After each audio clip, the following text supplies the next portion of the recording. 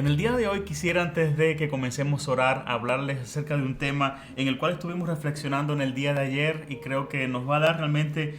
mucha luz, nos va a ser de mucha bendición que hablemos sobre esto. Y es acerca de uno de los hombres más valientes, por decirlo de alguna manera, que están en la Biblia, un hombre del cual no se habla realmente mucho, pero es un gran ejemplo a nuestras vidas en el tiempo que estamos viviendo. Es un hombre que su historia está narrada en los evangelios y específicamente al suceso que quiero referirme en ese día aparece en este día, está en Mateo 14. Y ese gran hombre del cual hoy quisiera que conversáramos un poquito es nuestro querido Juan el Bautista, un hombre que fue realmente un ejemplo de valentía, de coraje, un hombre que realmente no vivió conforme a ninguno de los conceptos de la etapa en la vida o del mundo que le tocó vivir. La palabra de Dios nos cuenta que desde joven, desde estando aún en el vientre de su madre Elizabeth, fue sacudido por la presencia del Espíritu Santo en su vida, y este hombre venía ya incluso desde antes de nacer con un sello profético en su vida, del cual Jesús dijo que no era solo un profeta, sino era el encargado para preparar el camino, su camino aquí en la tierra. Y Juan el Bautista fue un hombre realmente fuera, como se dice, fuera del molde, fuera de lo común, porque Juan, cuando uno analiza o leemos en la palabra lo que nos cuenta la Biblia acerca de él, vemos que no se saben mucho los detalles, pero sí dice que desde muy pequeño se retiró a lugares desérticos y Juan pasó toda su vida hasta el momento cuando se hace público realmente su ministerio, alrededor de sus 25 o 26 años de edad. Siendo muy joven, pasó toda esta etapa de su vida en el desierto de Judea,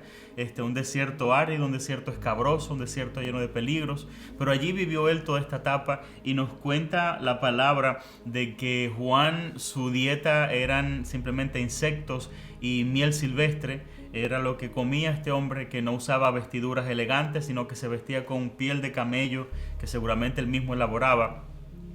Y ese es nuestro amigo Juan, reflejado en la palabra. Un hombre que estaba siendo preparado, que estaba siendo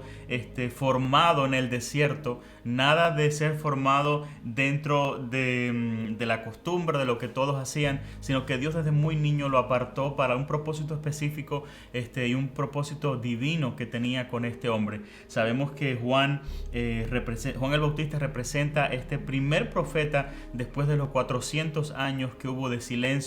de parte de Dios en la nación hebrea. Sabemos que la Biblia nos cuenta y la historia de Israel nos cuenta que después de Malaquías no se levantó ningún otro profeta con una voz para el pueblo, para la nación, y pasaron 400 años donde hubo un silencio total de parte de la voz de Dios para la nación en cuanto a la manera que Dios lo venía haciendo como antes, a través de voces proféticas donde Dios guiaba, exhortaba y guiaba al pueblo a través de este ministerio tan importante. Y vemos que 400 años después el Señor levanta a este joven con una voz en el desierto, una voz que clamaba en el desierto, y Juan da inicio a su ministerio y leemos en la palabra de que él venía predicando el arrepentimiento y predicando la conversión del corazón de los pecados, porque imaginen ustedes, después de 400 años sin una voz profética, imaginemos el estado, el punto en que estaba realmente la nación hebrea en cuanto a Dios, a la ley, a su temor. Se habían vuelto extremadamente religiosos y habían en medio de ese silencio absoluto de Dios, realmente se levanta esta voz llamando al arrepentimiento, llamando al perdón y, lo más importante, llamando las cosas por su nombre y llamando las cosas como son, de manera que vemos entonces, y es específicamente el punto en que quisiera referirme en esta mañana de la vida de Juan el Bautista. Vemos que Juan venía con un ministerio de llamar a la nación al arrepentimiento, y parte de esto obviamente incluía decir lo que era, decir las cosas por su nombre, llamar las cosas realmente como eran. Y parte de esta historia la vemos en Mateo 14, cuando nos cuenta la palabra de que Herodes Antipas, el gobernador de la región, dice la palabra que tenía en prisión a Juan el Bautista. No se sabe si fue quizás de que el mismo Herodes estaba tratando de, o estaba escuchando las exhortaciones de Juan, o no se sabe realmente de qué manera llegó Juan a estar en el calabozo de Herodes. Lo que sí nos cuenta la palabra es de que Herodes lo metió preso porque Juan hablaba la verdad. Juan decía las cosas no como quisiera quizás Herodes que se lo hubieran presentado, sino que Juan llamaba a las cosas en blanco y las cosas en negro, como se dice. Y Juan le estaba reclamando a Herodes por un pecado muy fuerte que Herodes estaba haciendo. Herodes estaba adulterando con Herodías, la esposa de su hermano Felipe, y cuenta la palabra de que Juan los reprendía constantemente a ambos y le decía la misma palabra, o sea, tú no puedes codiciar la mujer de tu hermano, eso va en contra de Dios. Y es curioso cuando Juan hace esto, porque tenemos que tener presente de que en primer lugar Herodes no era un ciudadano judío, no participaba de la religión nacional, sino que era un ciudadano romano, y sabemos que por costumbre tanto el mundo greco-romano en general era extremadamente liberal en cuanto a la sexualidad. Tanto los grecos como los romanos, realmente el adulterio, la fornicación y otros tipos de pecados sexuales eran muy comunes en aquel entonces, al punto de que realmente nadie se preocupaba del hecho de que Herodes estuviese adulterando con la esposa de su hermano. Pero Juan, que era un hombre de una sola cara, un hombre del cual el mismo Jesús, y me encanta esta expresión, en Mateo 11:7 nos cuenta la Biblia de que Jesús está hablando de Juan el Bautista y de quién era él. Y me encanta cuando Jesús dice que no era una caña sacudida por el viento, porque les dice, ¿ustedes qué esperan? ¿Ver un profeta que viene con ropas elegantes? Un profeta que viene después de 400 años a hablar del pecado que hay en esta nación con ropas elegantes y con ademanes finos. No, realmente Juan venía, esa apariencia que tenía Juan después de tantos años en el desierto, alimentándose de insectos, todo barbudo, todo melenudo, me imagino. Juan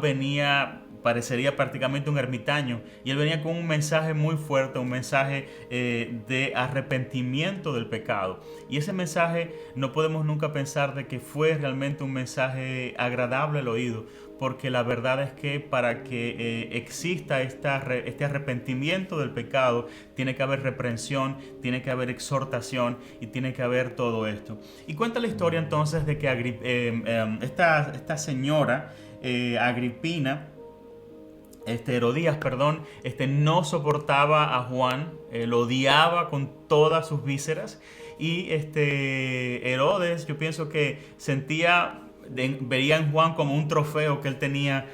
metido en su cárcel, porque realmente vemos a través de la palabra de que a Herodes le dice la palabra que le pesó la petición que le hicieron más adelante, que ya se la cuento. Entonces esta señora Herodías se pone en complot con su hija y le dice, mira, Herodes es un promiscuo, por los ojos podemos, a través de lo que le demos por sus ojos vamos a obtener de lo que queramos, así que tú vas a preparar la danza más sensual y más exótica que puedas imaginarte, vas a bailarle y le vas a pedir un deseo y él te lo va a conceder. Y exactamente pasa la historia, la hija de Herodías danza sensualmente, no me imagino qué canción estaría haciendo delante de Herodes, y Herodes queda obsesionado con esta muchacha y él le dice antes de hacerlo, mira, me ha gustado tanto que lo que me pidas realmente te lo voy a dar. Y ella, obviamente, siguiendo los consejos de su diabólica madre, le dice, bueno, quiero la cabeza de Juan el Bautista en una bandeja. Y Herodes, dice la palabra, que se sintió triste al escuchar esta petición, porque él en cierta manera, yo creo que sentía cierto aprecio, o estaba interesado en escuchar más de Juan. Pero había dado su palabra y realmente pasa la fatídica historia de que a Juan le cortan la cabeza. él es decapitado por el hecho de esta petición, de esta petición de esta mujer, y por el hecho en general o sea, el hecho no es la petición de esta mujer, sino lo que llevó, la causa que llevó a esta situación fue simplemente un hombre valiente, un hombre que no se quedó quizás, él perfectamente podía haberse quedado en su desierto orando por el pecado de su nación, por el pecado de las personas, pero ese no es Juan el Bautista, como Jesús dijo, no es una caña fácil de doblar, una caña que el viento va a doblar. Juan, parte de su ministerio como profeta era llamar las cosas, llamar al pecado de la nación. Y a Juan realmente no le importó el mismo hecho de que Herodes no era ni un ciudadano romano, sino entendía de que había un principio moral que es universal y de principios y valores que son universales y que la palabra los menciona, por lo tanto cada ser humano debería o debe de cumplirlos. Y en sí Juan el Bautista es un gran ejemplo de valentía, un ejemplo en estos tiempos donde vivimos, tú y yo, donde hay tanta confrontación, donde hay tanto pecado y donde tristemente nosotros, que somos en sí parte de ese Juan el Bautista, somos la voz que clama, o sea, nosotros, tú y yo, la iglesia, somos, o se nos ha dado la tarea de predicar este evangelio, el cual es la revelación de Dios, la voz de Dios para el pecador. Y tristemente muchas veces nosotros estamos o aguando el mensaje o estamos tratando de que este mensaje del evangelio pase a muchas personas de manera que no los confronta. Y realmente el evangelio, amigos que nos escuchan en este día, el mensaje del evangelio es uno solo, es un mensaje que confronta al pecador con su realidad, con su pecado. Es un mensaje obviamente que debe decirse con mucho amor, con mucha misericordia, pero es un mensaje que nunca debe acomodar al pecador o al pecado. Es un mensaje que debe decir las cosas como son, para que entonces la gracia de Dios pueda resplandecer y pueda ser deseada o buscada por esta persona que escucha el evangelio. Porque si imaginen ustedes por ejemplo, Juan el Bautista acomodando la situación a su favor. Esto pasa muchas veces cuando somos confrontados con personas de círculos altos o de personas de grandes influencias. Muchas veces vemos el pecado, vemos la situación que están, vemos el error, y tristemente, y lo digo y creo que quizás nos ha pasado a todos, y oro para que podamos tener la valentía de Juan, de que si y esta decapitación obviamente quizás no va a ser física, pero sí muchas veces vamos a sufrir consecuencias, vamos a sufrir el hecho de que hablemos la verdad del evangelio al precio que sea necesario. Y quiero que ese sea el llamado en este día principal a la iglesia, a los que escucharán este video, que nunca debemos comprometer la verdad de la palabra, la verdad del evangelio, por complacer a ningún ser humano. Debemos ser obedientes a la palabra al precio que pueda costarnos, y vivimos en una sociedad donde cada vez los valores están más tergiversados, donde cada vez somos más tildados de extremistas, de personas difíciles, de personas anticuadas, y ciertamente muchos, y tristemente lo digo, muchos realmente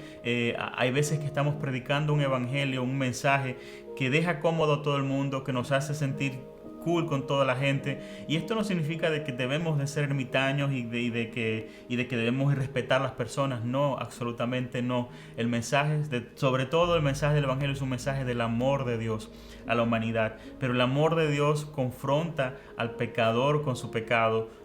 Tenemos que hablar de este mensaje de la manera que la palabra lo dice, porque si no se convierte en otro evangelio. Si nos centramos en este día solamente a hablar de prosperidad, de sanidad, de que todo nos va a ir bien, de que la vida es un mundo de rosas, etcétera, etcétera, etcétera, estamos aguando el mensaje de la palabra, estamos aguando este mensaje del santo evangelio de Jesucristo, quien dio su vida por nosotros y que hoy nos manda a que seamos como Juan el Bautista, personas que no tienen temor de decir la verdad, personas que no comprometen la verdad por el hecho de que quizás pueda haber consecuencias contra nosotros, y creo realmente firmemente de que esto es algo que tenemos todos que orar al Señor para que Dios a través del Espíritu Santo nos ministre, nos dé esto. Hoy más que nunca no podemos ser una iglesia que está solamente muy enfocada en la parte teológica. Me conocen ustedes, creo. Los extremos son malos. No podemos ser una iglesia que está solamente metida en conocer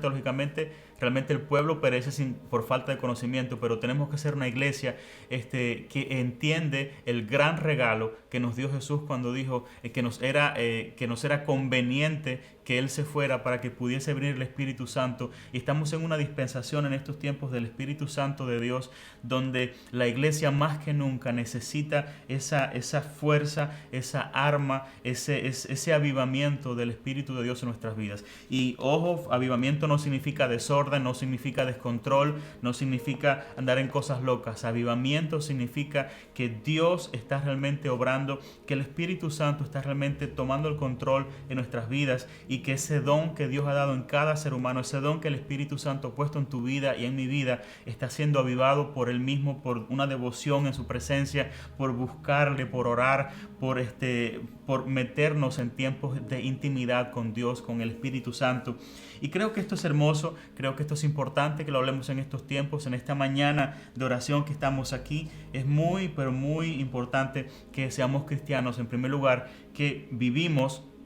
en comunión con Dios, porque Juan nunca hubiera tenido esta valentía si él no hubiese estado desde pequeño apartado y viviendo en esta intimidad profunda con Dios, con el Espíritu Santo, el cual lo ministraba a él. Eso es lo primero, es importante. Sin eso no podemos tener esa valentía que Dios demanda de nuestras vidas, para que cuando llegue la situación que sea, podamos no escondernos detrás de nuestra comodidad, y sino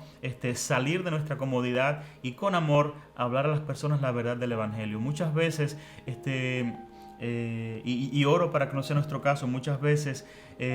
no hablamos lo que tenemos que decir por quedar bien, o porque nos da miedo, o porque creemos que vamos a herir a una persona si le hablamos de la manera en que la palabra nos manda hacerlo. Y yo pienso de que tenemos que entender la responsabilidad que Dios nos ha dado a todos con este glorioso evangelio. Un evangelio que tiene el poder de salvar a un pecador, de darle vida a un pecador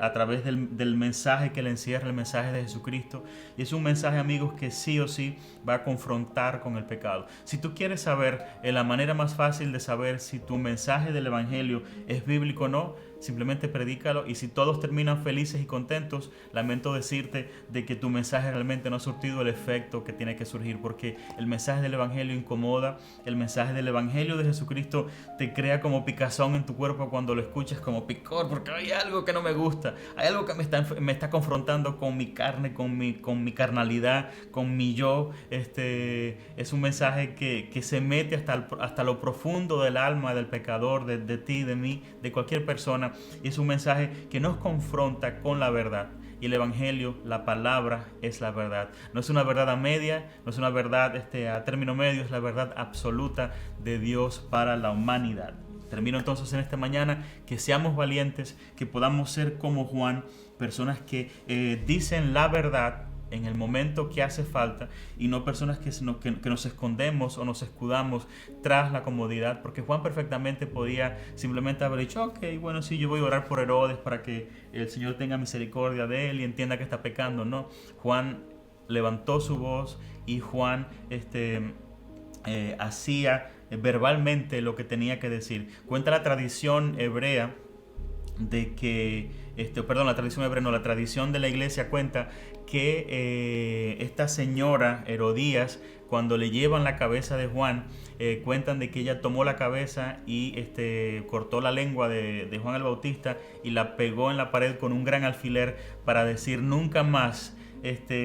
tu lengua se levantará a decir que no es lícito que él y yo estemos juntos. Y lo cierto es de que el mundo muchas veces puede pensar o cree de que puede silenciar la voz de la iglesia clavándola en la pared, pero lo cierto es que Juan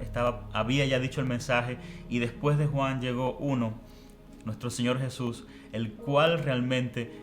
ha dado un mensaje tan poderoso y tan vivo que ni el mismo infierno ha podido pararlo. Ese es el mensaje que tú y yo estamos llamados a compartir en esta mañana, ¿verdad?